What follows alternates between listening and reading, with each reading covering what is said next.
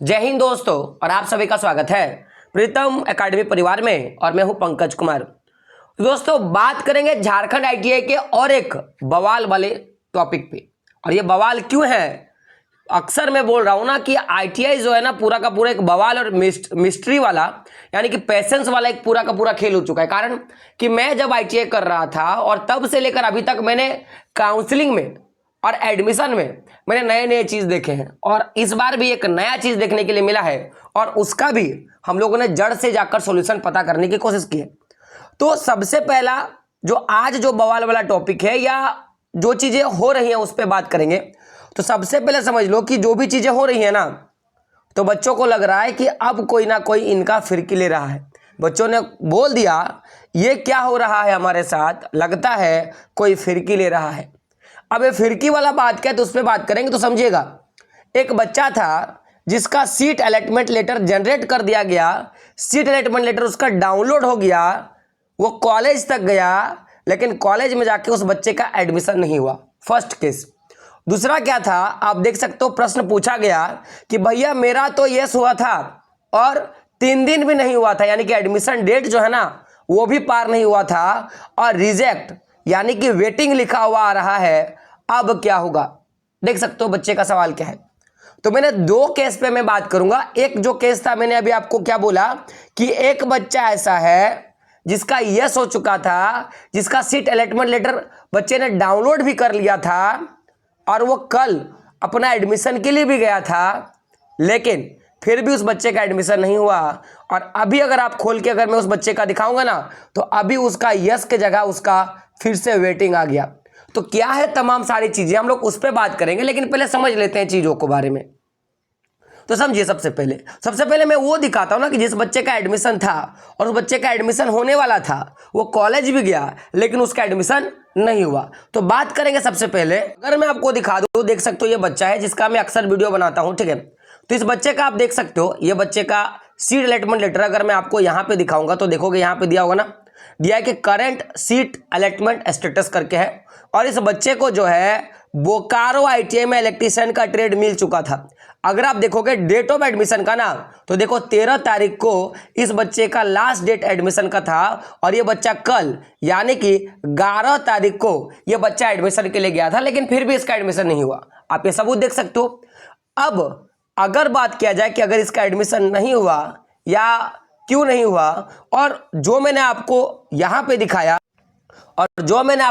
दिखाया तो जैसे कि इस पे बात कर लेते हैं। तो सबसे पहले समझिएगा, काउंसलिंग का कुछ ना कुछ खेल है, पहले वो समझते हैं। तो जब काउंसलिंग के बारे में इस टॉपिक पे मैंने बात किया, जिस कॉलेज में इसका एडमिशन हो रहा था, आईटीआई कॉलेज जो है आपका बोकारो में, तो वहाँ पे कहा गया कि जो काउंसलिंग होता है, अगर आपका यस हुआ था, मैं हुआ है अभी नहीं बात कर रहा हूँ, आपका अगर यस हुआ था तो एक सीट पे 3 बच्चों का, जी हाँ 1, 2, 3 बच्चों का सीट अलॉटमेंट हुआ था, यानी कि एक सीट पे 3 बच्चों का सीट अलॉटमेंट हुआ था। यानी कि अगर किसी ट्रेड में मान लिया जाए कि 40 बच्चे हैं, तो 40 गुना 3 यानी कि 4 तिया 12, 120 बच्चों का सीट अलॉटमेंट होगा। अब सवाल कि सर अगर 40 ही सीट है और 120 बच्चे का सीट अलॉटमेंट होगा, तो सर किस बच्चे का एडमिशन होगा? क्या 120 बच्चे का एडमिशन हो जाएगा या केवल और केवल 40 बच्चों का एडमिशन होगा? तो मैं आपको बता दूं कि केवल और केवल जो है 40 बच्चे का ही आपका एडमिशन होगा। तो अब आपका सवाल होगा, सर अगर 40 बच्चे का एडमिशन होगा तो बाकी बच्चे का क्या होगा?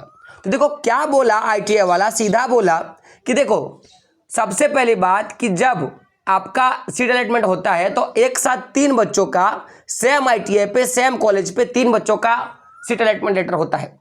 अब इस तीनों में से जो बच्चा सबसे पहले आईटीआई आके विजिट करेगा और अपना एडमिशन लेगा, उस बच्चे का मैं एडमिशन कर दूंगा। क्लियर बात है?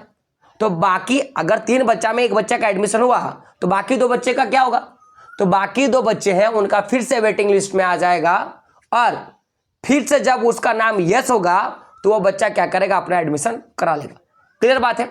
लेकिन ये तो उस कॉलेज पे, आईटीआई कॉलेज बोकारो पे बोला गया, और ये हो भी सकता है, लेकिन मेरी 2-3 सवाल है जिसका मैं चाहूंगा कि जो भी काउंसलिंग करवा रहे हैं ना वो मुझे जवाब दे, अगर उनके पास ये वीडियो पहुंच रहा है तो। सबसे पहला कि जब आपके पास सीट है नहीं तो फिर आप कर ही नहीं सकते हो ऐसा कि बच्चे का सीट आप एक्स्ट्रा अलॉट कर दो। जब सीट अलॉट कर रहे हो, सीट अलॉटमेंट लेटर डाउनलोड हो रहा है, तो अब आपको सीट देना पड़ेगा, लेकिन आप दे नहीं रहे हो।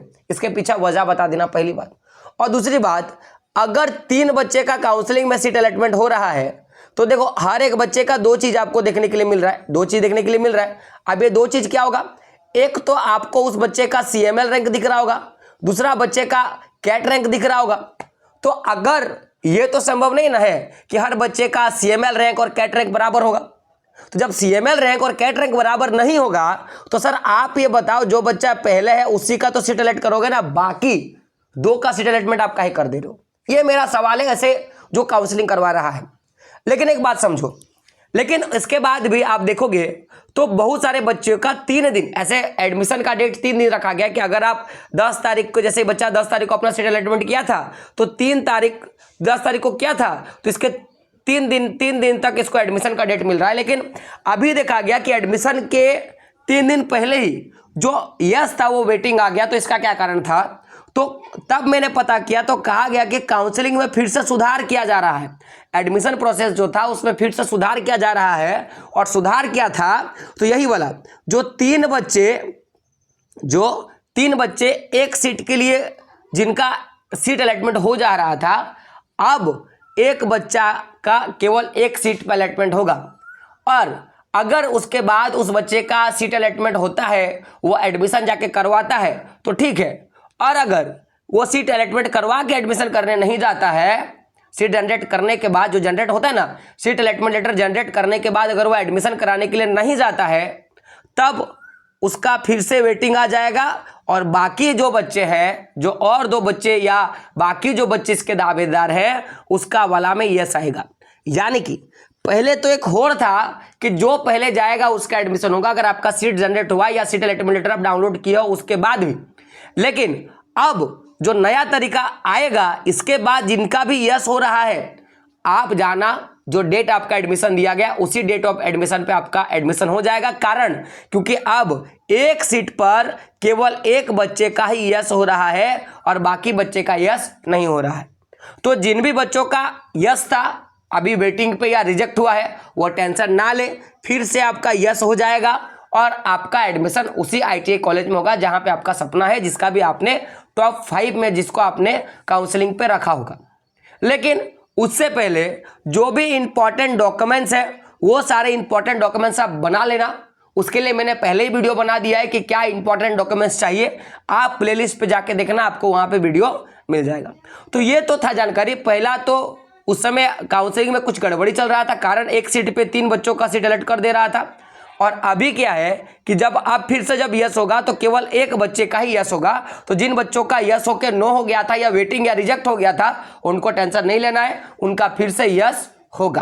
क्लियर है? और जिन बच्चों का एडमिशन हो गया उनका एडमिशन भाई हो गया है। अब नए सिरे से फिर से एडमिशन आपका शुरू होगा, नए सिरे से काउंसलिंग होगा। और इसके लिए नया फिर काउंसलिंग नहीं करना होगा, नया सीट अलॉटमेंट काउंसलिंग आपको नहीं करना होगा। इसी डेट पे जिसका भी आपका यस होगा वो जाके अपना काउंसलिंग कर लेंगे, अपना एडमिशन कर लेंगे। ठीक है, समझ में आ गया होगा? तो मिलते हैं दोस्तों अगले वीडियो में, तब तक के लिए जय हिंद, जय भारत और आपका दिन शुभ हो।